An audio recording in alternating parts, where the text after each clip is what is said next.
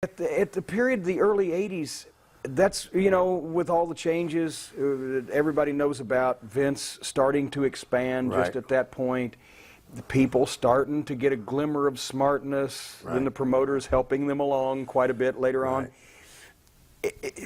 Business stayed up for a while there, but it started, was that what, and I hate to get into the morbid stuff, but Eddie's death obviously was sudden and somewhat controversial, and you've told me a few stories about it, but the wrestling business was, his business was still fairly solid. His business was fairly solid, and he got into, you know, a land problem that they had.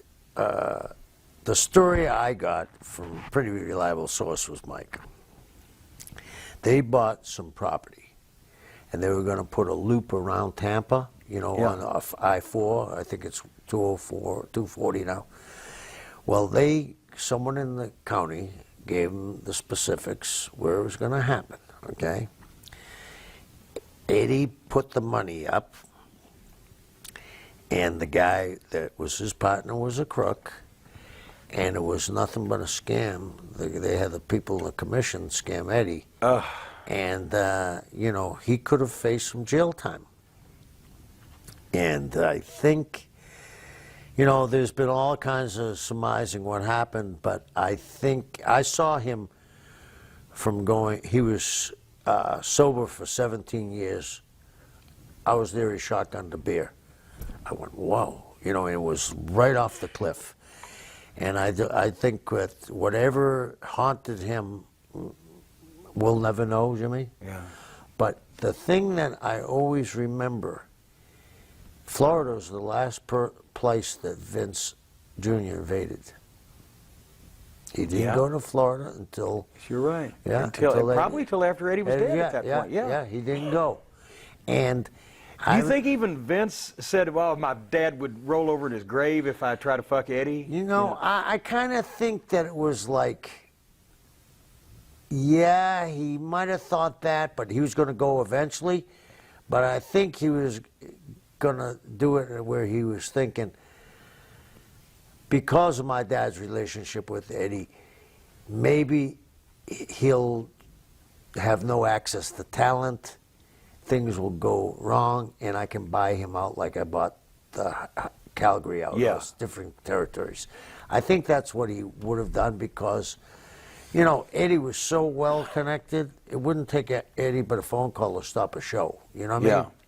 See, that was the one thing at Vince, that people forget that it took him, he never got the Carolinas. He never got the Carolinas till Crockett folded up. He couldn't draw in the Carolinas at all. People didn't view that as wrestling. And then it took TBS killing the Carolinas wrestling. And then Vince came in, you know, in the late 90s in the Attitude Era, but that had been years. Right. He never drew a house in Greensboro from 1984 to 1999. Mid-South territory was incredibly difficult because people there were like, no, Mid-South wrestling is what wrestling is. And Florida would have probably been and Memphis had its own thing, but he did well in Louisville. It was just the city of Memphis, not the whole territory that kind of rejected it. But Florida would have been, with Eddie Graham still around, would that have been the toughest nut to crack?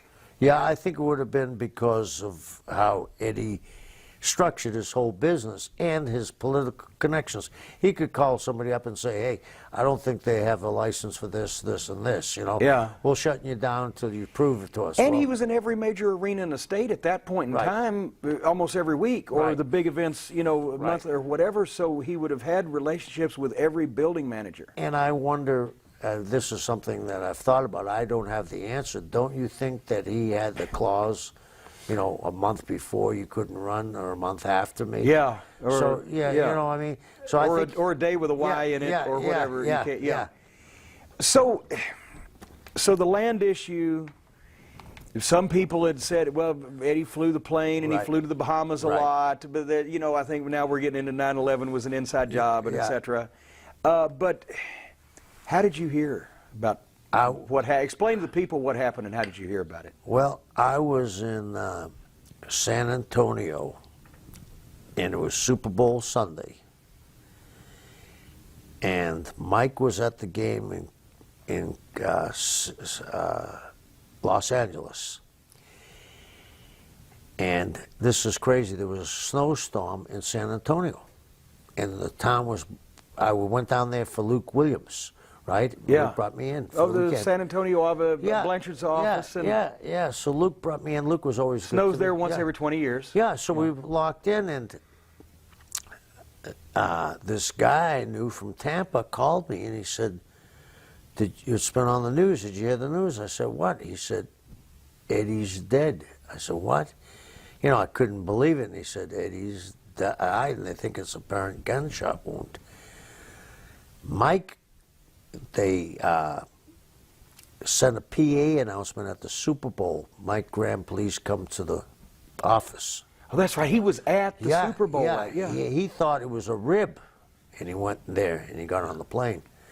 So, I mean, it was,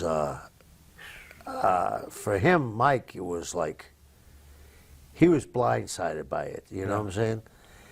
But in some recourse, when I look back, you know, sometimes you don't pay attention, and you see things coming, and you say, gee, how did I miss that one? He got really, really out of sorts for Eddie, you know what I mean?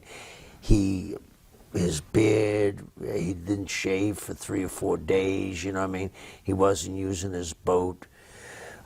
Eddie always had the blonde hair, it was streaked with gray, and he just wasn't himself. And I think that whatever it was, whether it was the 9/11 theory, which could be possible, or the land, or whatever, I think whatever he was bearing, he snapped. You know what I mean? He just couldn't take it anymore.